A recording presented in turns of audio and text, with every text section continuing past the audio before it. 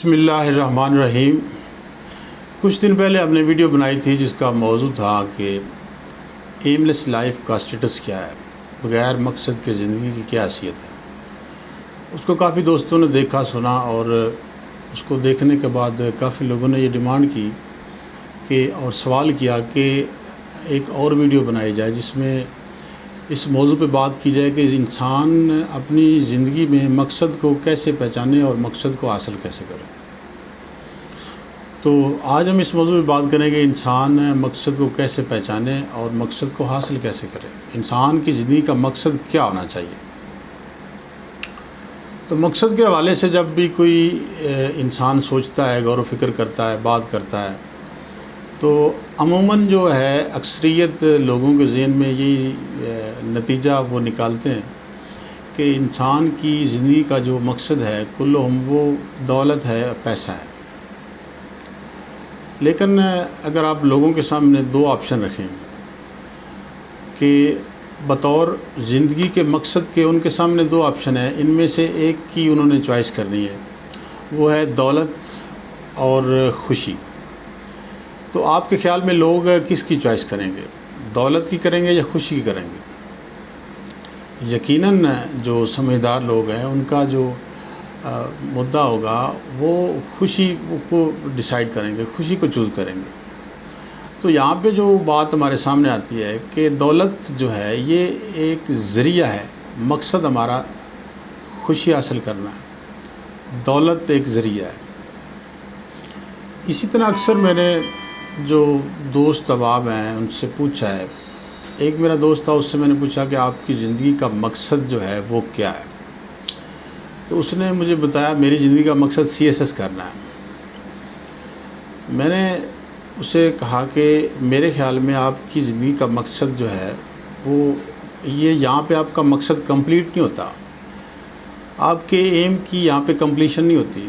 اس نے سوال کیا کیسے؟ میں نے کہا جی میرے خیال میں CSS کرنا آپ کا مقصد نہیں ہے، CSS ایک آپ کے مقصد، آپ کے منزل کی طرف ایک سٹیپ ہے، ایک سیڑھی ہے۔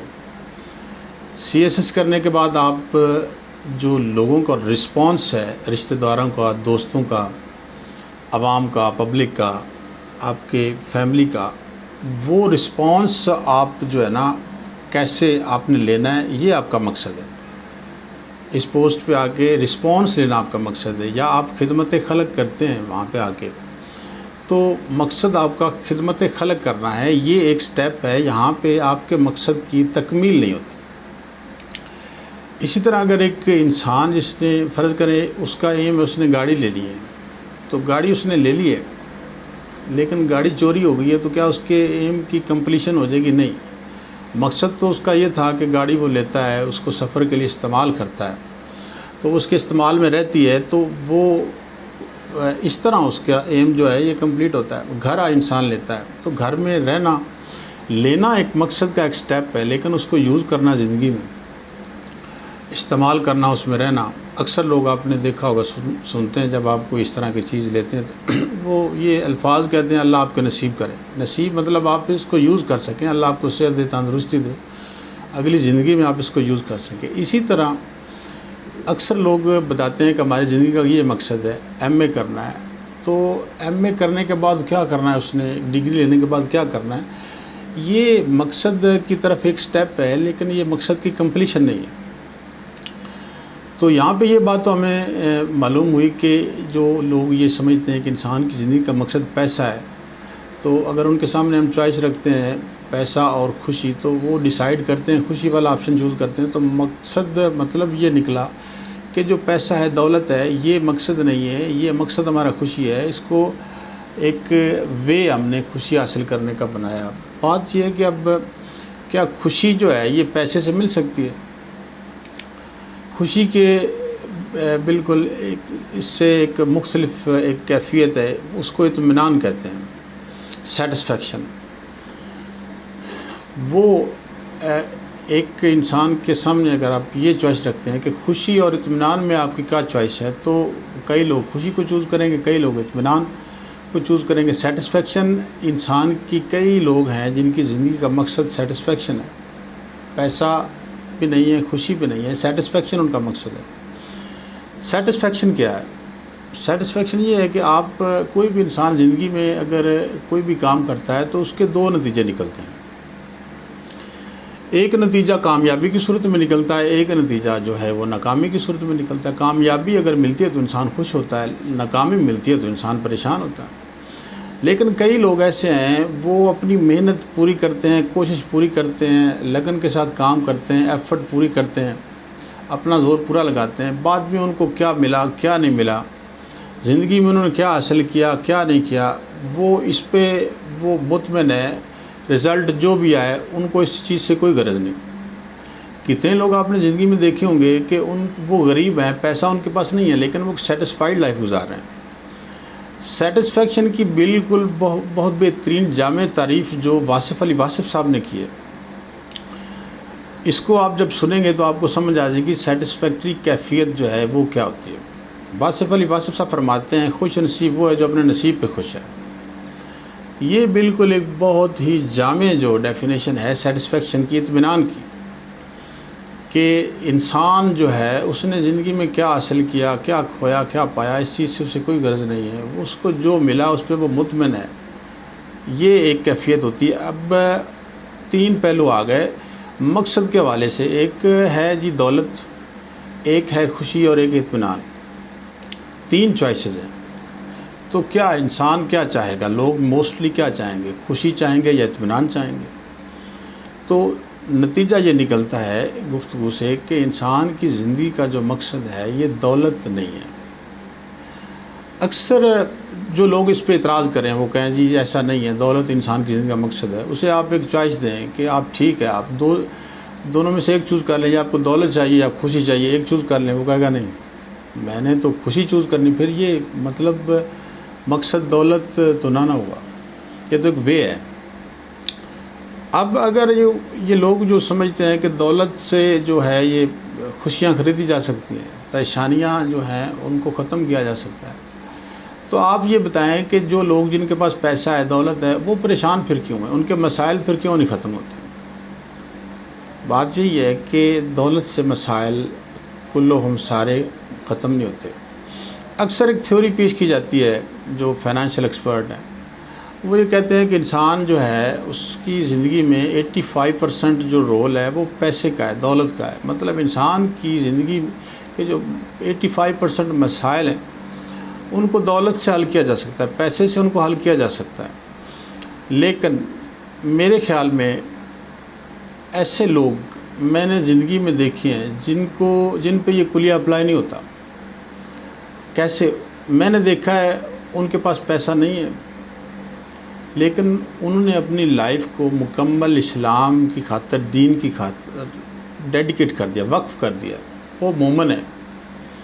لیکن یہ جو ان کے مسائل ہیں یہ اللہ خود اسباب پیدا کر رہا ہے، ان کے پورے ہو رہے ہیں، تو یہ کلیہ ان پہ تو پھر پھیٹنا آیا۔ تو پھر اس کا مطلب یہ نکلتا ہے کہ کلیہ یہ ٹھیک ہے کہ انسان کے 85% جو مسائل ہیں یہ دولت سے حل ہوتے ہیں، پیسے ہوتے ہیں، لیکن یہ سب کے لیے نہیں ہے۔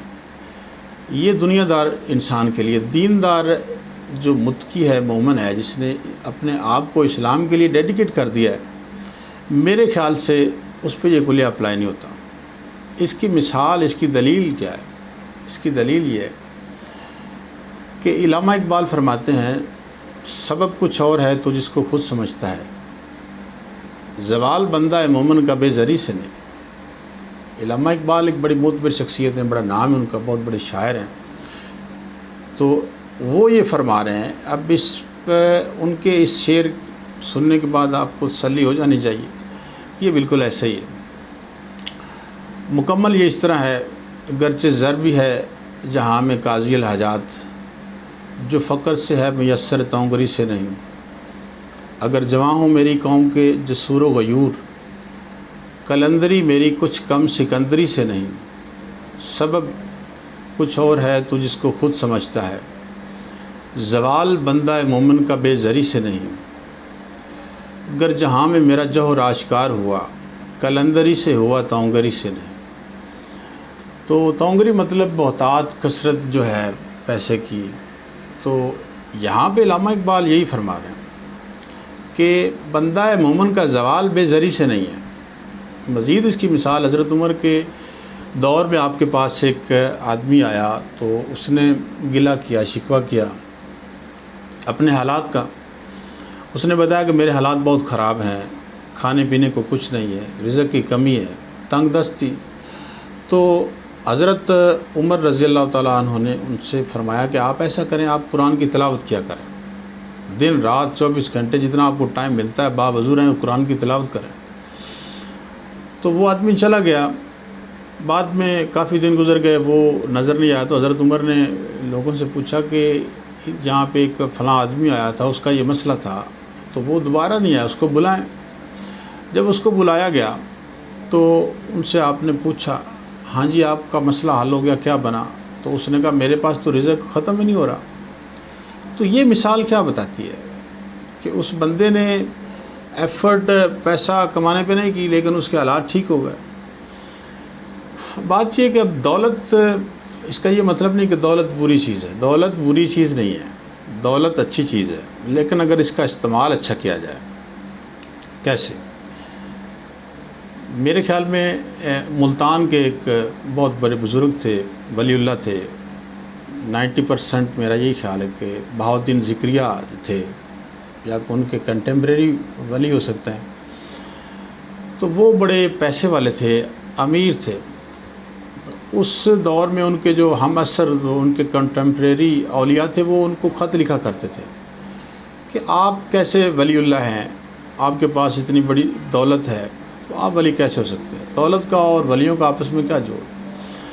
آپ نے ان کے خط کا کوئی جواب نہیں دیا۔ ایک وقت آیا کہ ملتان جو تھا شہر، اس پہ قحط پڑ گیا، تو گورنمنٹ جو تھی ان کے پاس سے غلہ اناج ختم ہو گیا۔ تو وہ جو بزرگ تھے انہوں نے، جو گورنمنٹ تھی، اس سے کہا کہ میرے پاس وافر مقدار میں اناج پڑا ہوا ہے، آپ میرے گوداموں کے دروازے جو ہیں کھلے ہیں، لوگوں کو دیں۔ جب لوگوں نے وہاں سے کھایا، سال گزرا، 1 سال وہ تھا قید کا، تو وہاں سے وہ لوگ استعمال کرتے رہے، کھاتے رہے۔ تو وہ جو اولیاء جو ان کو خط لکھتے تھے، جب ان کو پتہ چلا کہ یہ دولت جو ہے وہ اس بزرگ نے لوگوں کے لیے ڈیڈیکیٹ کر دی، تو انہوں نے معذرت کے لیے خط لکھے کہ سوری ہمیں غلط فہمی ہو گئی تھی۔ تو آپ نے ان کا جواب یہ دیا کہ دولت میرے پاس تھی، لیکن میری نظر میں دولت کی اہمیت نہیں ہے اگر وہ انسانیت کے کام نہ آئے۔ تو اس طرح کی اور مثالیں بھی ملتی ہیں۔ ہمارے خلفاء راشدین میں سے حضرت عثمان غنی جو ہیں، ان کے پاس دولت تھی، لیکن انہوں نے اسلام کے لیے اس کو وقف کر دیا۔ تو یہاں جو یہ ساری گفتگو ہے، اس سے یہ نتیجہ میرے خیال سے نکلتا ہے کہ انسان زندگی کا مقصد کیا بنائے۔ دولت ہونا چاہیے، خوشی ہونا چاہیے، یا اطمینان ہونا چاہیے، یہ چوائس آپ کی ہے کہ آپ اس میں سے کیا چوز کرتے ہیں۔ یہ تو تھا کہ انسان کا مقصد کیا ہونا چاہیے۔ اب یہ ہے بات کہ انسان کو اپنا مقصد پہچاننا کیسے چاہیے۔ مقصد کیسے پہچانے انسان؟ بہت سے میں نے کتابیں پڑھی ہیں، بہت سی ویڈیوز دیکھی ہیں، بہت سے تھیسز لکھے گئے ہیں، مقالے لکھے گئے ہیں۔ لوگ یہ بتا رہے ہیں کہ انسان کو مقصد انسان کیسے پہچانے، اور ایک بہت بڑا ابہام کریٹ کر دیا گیا ہے، ایک مبہم سی سچویشن کہ انسان کو زندگی کا مقصد پتہ ہی نہیں چل رہا، اور ہائپ کریٹ کر کے، ابہام کریٹ کر کے پھر وہ بتانے والے بتاتے ہیں کہ انسان کی زندگی کا مقصد یہ ہے، اور وہ بڑے 30 مارخاں لگتے ہیں، بڑے مہان لگتے ہیں کہ انہوں نے انسان کو زندگی کا مقصد بتا دیا۔ انسان کی زندگی کا مقصد میں سمجھتا ہوں کہ اگر ہمارے پاس قرآن شریف اور احادیث کی روشنی میں رہنمائی نہ ہوتی تو یہ سارے لوگ لگے رہتے، ان کو مقصد کا پتہ ہی نہیں چلنا تھا۔ زندگی کے معاملات میں انسان کو جو ہے وہ ڈیپینڈنٹ کیا گیا ہے، انڈیپینڈنٹ نہیں ہے۔ انسان اپنی زندگی کا مقصد کا فیصلہ کرنے میں انڈیپینڈنٹ نہیں ہے۔ کیسے؟ آپ ذرا غور کریں کہ انسان جو ہے اس کی زندگی کا چھوٹے سے چھوٹا جو عمل، ہم بطور مسلمان ہماری زندگی کا چھوٹے سے چھوٹا عمل جو ہے اس کے احکامات آسمانوں سے آئے ہیں۔ کیسے آسمانوں سے آئے ہیں؟ ہم نے نظر کیسے اٹھانی ہے، کہاں پہ جھکانی ہے، یہ طریقہ کار ہمیں بتایا گیا۔ یہ بہت چھوٹا سا عمل ہے۔ ہم نے چلنا کیسے ہے، قدم کون سا، واش روم جانا ہے کون سا قدم پہلے رکھنا ہے کون سا بعد میں رکھنا ہے، نکلنا ہے کون سا قدم پہلے رکھنا ہے بعد میں رکھنا ہے، اس کی باقاعدہ احادیث موجود ہے۔ گھر میں جانا ہے تو سلام کیسے لینا ہے، کسی کی طرف مسکرا کر کیسے دیکھنا ہے، تو یہ سارے ایٹیچیوڈ تک ہمیں بتائے گئے ہیں۔ تو یہ کیسے ہو سکتا ہے کہ انسان جو ہے مقصد کے بارے میں انسان کو جو ہے ایسے چھوڑ دیا جائے، مقصد نہ بتایا جائے؟ مقصد بتایا گیا، ہمارے قرآن میں اس کی باقاعدہ آیات موجود ہیں۔ کیا ہے جی؟ وہ سورہ زاریات کی آیت ہے، اس میں جو فرمایا گیا ہے کہ وَمَا خَلَقْتُ الْجِنَّ وَالْإِنسَ إِلَّا لِيَعْبُدُونِ۔ اللہ تعالیٰ فرماتے ہیں میں نے انسان کو پیدا کیا اور جنوں کو پیدا کیا اپنی عبادت کے لیے۔ مقصد کہ یہ جن اور انسان کو میں نے اپنی عبادت کے لیے پیدا کیا۔ عبادت کا مقصد ہے اللہ تعالیٰ کو پہچاننا۔ اب اگر کوئی یہ سمجھتا ہے کہ عبادت کا مقصد صرف مصلی پہ کھڑے ہو کے 5 وقت کی نماز پڑھنا ہے، تو اس کے علاوہ جو کام ہیں وہ بھی عبادت میں آتے ہیں۔ اپنی چھوٹے سے چھوٹا عمل اس سے لے کے بڑے سے بڑا عمل آپ اگر احادیث کے مطابق آپ صلی اللہ علیہ وآلہ وسلم کے جو اسوہ حسنہ ہے اس کے مطابق اس پہ چلتے ہیں تو یہ ساری چیز جو ہے کلیئر ہو جاتی ہے، وہ سارا ثواب ہے، عبادت کے زمرے میں آئے گا۔ مزید جو ہے سورہ ملک کی آیت نمبر 2، اس میں اللہ تعالیٰ فرماتے ہیں کہ الذی خلق الموت والحیات، اللہ تعالیٰ وہ ہے جس نے موت پیدا کی اور حیات زندگی پیدا کی تاکہ جانچ ہو سکے، پڑتال ہو سکے آخرت میں کہ کس نے اچھا عمل کیا۔ تو یہاں پہ 2 چیزیں سامنے آتی، ایک ہمارا مین مقصد ہے، ایک ہمارا ذیلی مقصد ہے۔ مین مقصد ہمارا اسلام پہ چلنا، اللہ تعالیٰ کو پہچاننا۔ ذیلی مقاصد ہماری زندگی کے، ہم نے کون سا پروفیشن اختیار کرنا ہے، کون سا کیریئر ہم نے اختیار کرنا ہے، اور اس کیریئر کے تھرو ہم نے وہ مقصد پورا کرنا ہے، ضروریات زندگی کو بھی چلانا ہے۔ تو اینڈ پہ حساب ہوگا کہ کس نے اچھا کام کیا۔ اب امتحان اگر دنیا میں ہمارا کوئی مقصد ہے تو اس میں ہم ناکام ہو گئے تو اس کی ہم ٹرائی دوبارہ کر سکتے ہیں، لیکن جو ہمارا مین مقصد ہے اس میں اگر ہم ناکام ہو گئے تو اس کے لیے دوبارہ آپشن نہیں ہے، ایک ہی دفعہ ٹائم ملے گا، جو ملا ہوا ہمیں تو ہمیں اس پہ عمل کرنا چاہیے۔ آگے چل کے سورہ مومنون جو ہے اس میں اللہ تعالیٰ فرماتے ہیں کہ کیا تم سمجھتی ہو کہ میں نے تمہیں بیکار پیدا کیا؟ یہاں پہ بھی مقصد بتایا گیا ہے، انسان یہ سمجھے کہ اس کو بیکار پیدا نہیں کیا گیا، اس کا زندگی میں کوئی مقصد ہے۔ تو یہ جو مقصد بتائے گئے ہیں اس کے لیے بار بار ہم دعائیں بھی کرتے ہیں۔ سورہ فاتحہ میں اہدنا الصراط المستقیم، یا اللہ ہمیں سیدھا رستہ دکھا۔ تو اس کی بھی جو مفسر ہیں انہوں نے یہی تفسیر کی ہے کہ یہاں پہ یہ مقصد ہے کہ سیدھا رستہ جو ہے اس پہ چلایا جائے، توفیق دے، یا اللہ توفیق دے کہ ہم سیدھے راستے پہ چلیں۔ تو مقصد تو کلیئر ہے۔ تو ایک اور حدیث قدسی اللہ تعالیٰ نے فرمایا کہ میں نے یہ جو مخلوق پیدا کی، میں نے چاہا کہ میں پہچانا جاؤں، میں نے مخلوق پیدا کی، 18,000 قسم کی مخلوق ہے۔ تو یہ ساری جو ان کا جو کمپلیشن ہے، ان کا مقصد عبادات کا، یہ سارے ہمارے روزمرہ کام ہیں، ان کا سب کا جو مقصد بنتا ہے وہ اللہ تعالیٰ کی ذات کو پہچاننا بنتا ہے۔ تو مقصد تو ہمیں بتایا گیا ہے، پھر یہ کس لیے مطلب ابہام کریٹ کیا گیا ہے کہ ہمیں مقصد کا نہیں پتہ، مقصد کا پتہ ہے چلنا، ہم سے چلا نہیں جا رہا، چلنے کا جو ہے وہ ہمیں اس پہ پابندی نہیں ہو رہی کہ کیسے چلنا ہے، مقصد کا ہمیں پتہ ہے۔ پھر ہم نے پہچاننا کیا ہے؟ ہم نے پہچاننا ہے ٹیلنٹ، جو یہ اکثر بتایا جاتا ہے نا کہ مقصد کو پہچاننا، مقصد ہمیں بتایا گیا ہے، ہم نے ٹیلنٹ کو پہچاننا ہے۔ ٹیلنٹ کیا ہے؟ ٹیلنٹ خدا داد صلاحیت ہے۔ اللہ تعالیٰ نے انسان کو جو مقصد دے کر دنیا میں بھیجا ہے، اس مقصد کی تکمیل کے لیے، اس مقصد کو پورا کرنے کے لیے اللہ تعالیٰ نے انسان کو صلاحیتیں دی، اس کو ٹیلنٹ کہتے ہیں۔ وہ ٹیلنٹ ہم نے پہچاننا ہے۔ کیا ٹیلنٹ ہے؟ مطلب ایک انسان وہ کیا بنے گا؟ معلم بنے گا، محدث بنے گا، ٹیچر بنے گا، ڈاکٹر بنے گا، سائنٹسٹ بنے گا، آفیسر بنے گا۔ یہ ٹیلنٹ ہے کہ ہم نے اس کو بطور کیریئر استعمال کرنا ہے اور اپنا مقصد پورا کرنا ہے۔